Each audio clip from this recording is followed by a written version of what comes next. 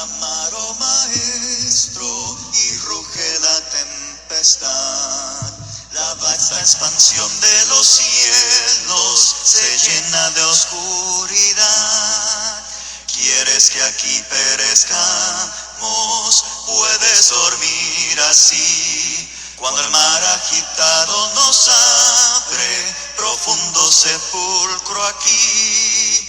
Los vientos, las ondas oirán tu voz. Sea la paz, sea la paz.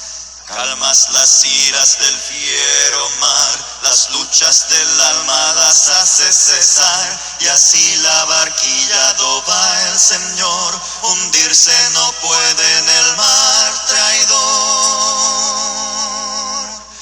Doquier se cumple tu voluntad, sea la paz, sea la paz, tu voz resuena en la inmensidad. Sea la paz.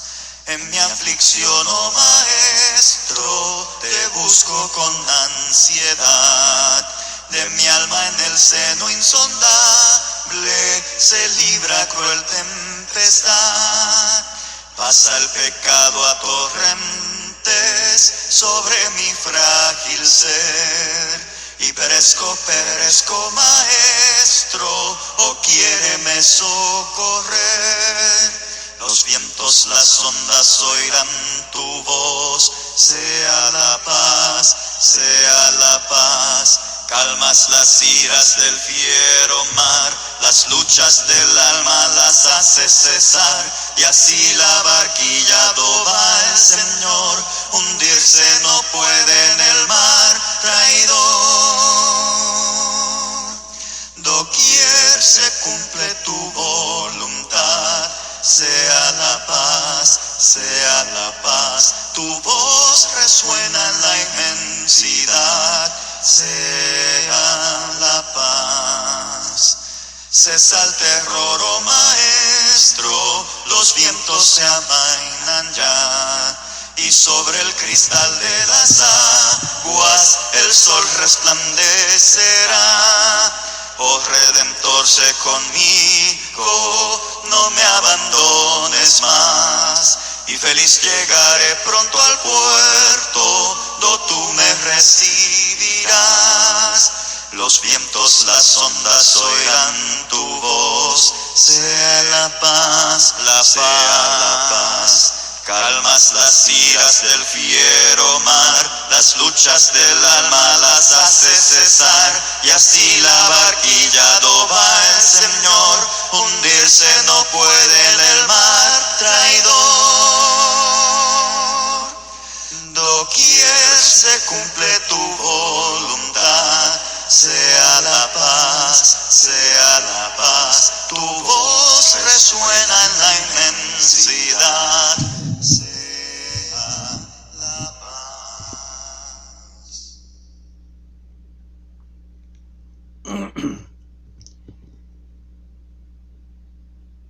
Me gustaría compartir hoy algo un poco diferente en cuanto a lo que hemos estado viendo de la carta del apóstol Pablo a los romanos, y me gustaría regresar al Evangelio de Lucas en el capítulo 15, versículo 11.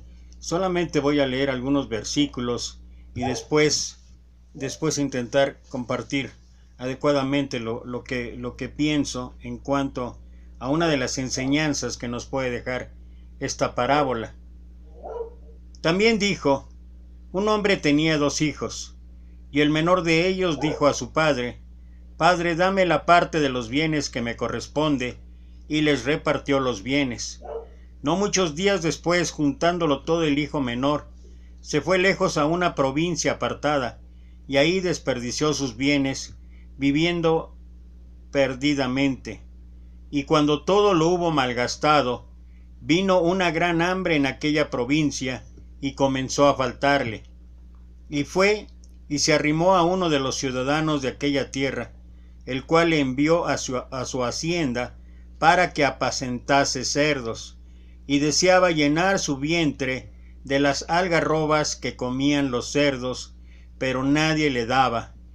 y volviendo en sí dijo: ¿cuántos jornaleros en casa de mi padre tienen abundancia de pan y yo aquí perezco de hambre? Y bueno, hasta aquí me voy a detener en la lectura. Como dije antes, esta es una parábola toda completa. Hay una gran variedad de enseñanzas, pero quiero concentrarme específicamente en este versículo 17, cuando dice, después de ver la situación lamentable, dice, y volviendo en sí. Y bueno, esto lo leí en la versión Reina Valera, y lo quiero leer, o lo que dice allí en otras traducciones. En la traducción Lenguaje Actual dice: por fin comprendió lo tonto que había sido y pensó: en la finca de mi padre los trabajadores tienen toda la comida que desean y yo aquí me estoy muriendo de hambre. O sea, en la Reina Valera es volviendo en sí. Aquí es comprender lo tonto que había sido. En la Biblia de las Américas dice igual, volviendo en sí. En la Nueva Versión Internacional, el versículo 17 habla: por fin recapacitó. Y finalmente, en la Nueva Traducción Viviente, dice: cuando finalmente entró en razón. Y bueno, sigue ahí diciendo todo lo que ya leí antes en las otras versiones. Y bueno, vale la pena reflexionar particularmente, o quiero reflexionar sobre este versículo 17. Entrar en razón, volver en sí, recapacitar, etcétera, etcétera. Y creo que todos en nuestra vida hay un momento en que necesitamos hacer eso, volver en sí. Aquí en México dirían que nos caiga el 20. Pero recapacitar, volver en sí, entrar en razón, son cosas que nos hacen falta para tomar las decisiones apropiadas en nuestra vida. Después de haber visto al hijo pródigo en su lamentable estado de miseria, estamos al lado de considerar su recuperación de la misma, o sea, a partir de volver en sí, de recapacitar o de entrar en razón. Esto comienza con su llegada al mismo, o a él mismo. Ese es un punto de inflexión en la conversión de cualquier persona que pueda tener un error. El Señor abre los ojos y le convence de su error. Luego, cada uno se ve a sí mismo y cada objeto en una luz diferente de lo que hemos hecho antes. Así, el que está en un error convencido percibe que el siervo más humilde de Dios es más feliz que él. Para ver a Dios como un Padre y Padre nuestro, será de gran utilidad en nuestra conversión, en nuestro arrepentimiento, en nuestro recapacitar, el volver en sí, regresar a Él. El hijo pródigo en la historia se levantó y no se detuvo hasta que llegó a casa. Así también el que cae en errores, el que tiene que considerar la situación que está viviendo, debe resueltamente dejar la esclavitud del error, del pecado, cualquiera que sea la situación, y volver a Dios en oración a pesar de los temores y desalientos que se puede encontrar. El Señor nos reúne con toques inesperados de su amor que perdona. Una vez más, la recepción humilde es como la del hijo pródigo. Estaba vestido con el manto de la justicia del Salvador, hecho partícipe del espíritu de adopción, preparado por la paz de la conciencia y la gracia de Dios para caminar en caminos de santidad y gozar de un festín con consuelos divinos. Pero así es la gracia. Cuando más cerca la tenemos es cuando tal vez más la rechazamos. No sabemos lo que había en el corazón del hijo menor cuando pidió la parte de su herencia. Tal vez intentaba disfrutar un poco de una vida disoluta, o tal vez soñaba en lograr grandes cosas por sí mismo. Cualquiera que fuera su intención original, cuando ya no estaba sujeto a la supervisión paterna, él gasta y vive en total error. Jesús deja el significado de perdidamente a nuestra imaginación. Después en la historia, que cuando continúa, si siguiéramos leyendo ahí los versículos, el hijo mayor acusará al menor de gastar sus bienes con prostitutas, pero no sabemos realmente si esto es verdad. Lo cierto es que el hijo se había equivocado y es indudable que llegó a un estado tal que pareciera ser que no había salida. El hijo menor está vivo y bien. Todos queremos más libertad. Es en esa situación que muchas veces de nosotros nos podemos encontrar. Queremos hacer lo que queremos, hacer cuando queremos hacerlo. Nos irritamos con la responsabilidad y resentimos la supervisión. Nos imaginamos que podemos hacerla en grande. Así es la expresión que utilizamos aquí nosotros. Si tuviéramos con qué sostenernos, si solamente pudiéramos alejarnos del hogar, si pudiéramos tener un carro nuevo, si pudiéramos tener un mejor trabajo, si no tuviéramos las responsabilidades inherentes en cualquier situación dentro de una familia, incluso si pudiéramos refinanciar los préstamos, si solamente pudiéramos. La ironía es que las vidas de los cambios tales frecuentemente son muy parecidas a las del hijo menor. Las riquezas rápidas no ennoblecen una vida que es débil en su centro. Dice ahí en el versículo 14, y cuando todo hubo malgastado, vino una gran hambre en aquella provincia y comenzó todo a faltar. Sería muy difícil exagerar la profundidad de la degradación de este joven, pero tomando en consideración todas y cada una de las circunstancias que vivían los judíos o que vive el pueblo judío, en donde ellos evitaban todo contacto con los cerdos, pero este joven está reducido a servir a los cerdos. Imaginemos qué deplorable situación, qué situación tan drástica, tan difícil, qué situación tan lamentable. Poner la mesa, traer su comida, aguantar sus empujones y empellones, soportar sus olores, tolerar sus costumbres, envidiar su estado privilegiado, incluso envidiar la comida de los cerdos. Dice ahí que deseaba comer o tener en su vientre de las algarrobas que comían los puercos. Y bueno, esto nos da una idea de la situación tan lamentable que estaba pasando aquel joven, y todo en muchas formas a causa de su soberbia, su altivez, su arrogancia, su falta de responsabilidad. La perspectiva tradicional es que estas algarrobas, que aunque no son agradables a la vista, pueden ser comidas por los humanos. Si este es el caso, tal vez el joven no puede obligarse a sí mismo a comerlas, o el patrón le ha prohibido hacerlo. Hay que notar que una variedad diferente, la algarroba silvestre, es completamente inapropiada para el consumo humano, y cree que esta es la comida que en ese tiempo le daban a los cerdos, mas nadie se las daba, nada, cero, ni siquiera una propina, ni siquiera absolutamente nada. Y es entonces cuando exclama, y volviendo en sí, o recapacitando, o entrando en razón, y entonces se empieza a vislumbrar una repentina toma de conciencia que tal vez en un inicio está muy lejos de un arrepentimiento completo, aunque incluso practica un discurso en que admite sus errores, sus fallas, sus pecados. Parece más calculador que arrepentido, parece un intento más en persuadir a su padre que en expiar sus errores. Está más preocupado por sus circunstancias tan difíciles que por la injuria que él mismo le ha provocado a su padre y a su familia. Este no era un joven atractivo al principio de la historia, y ahora no se ha hecho atractivo repentinamente. Él simplemente recuerda de qué lado su pan tiene mantequilla y está buscando ahora cerrar un mejor trato.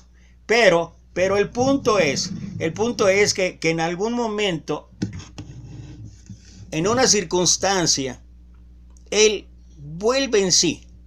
Es lo que dice ahí. O él, como dicen las otras versiones, recapacita.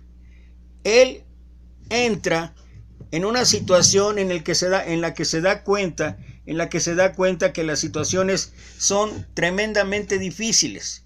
Él se da cuenta que no hay forma de caer más bajo, tal vez, o no hay forma de poder estar peor.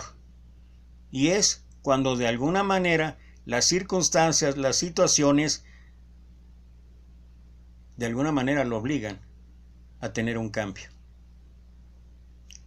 Y en muchas ocasiones en nuestra vida es necesario hacer un cambio. La palabra volviendo en el griego es traducida también o es utilizada en un término militar que significa dar marcha atrás.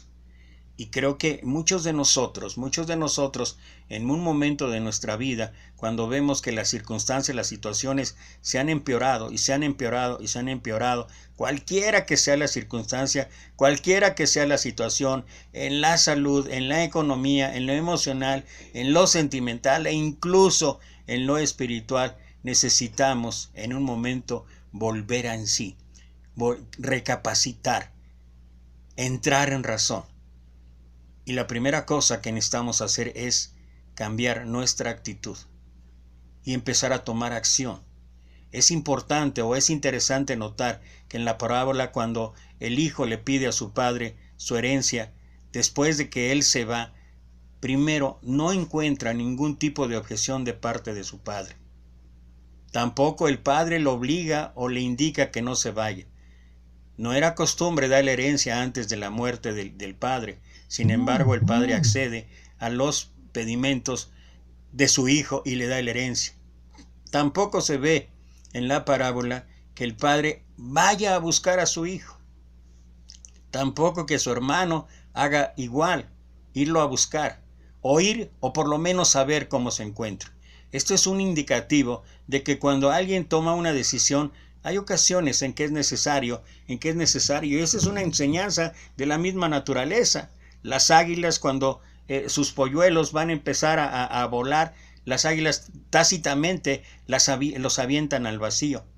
Y ellos tienen que reaccionar 2 o 3 veces. Primero los ayudan para volverse a levantar, pero enseguida lo que hacen es dejarlos para que tomen vuelo por sí mismos, para que aprendan su responsabilidad, para que aprendan a ver su vida.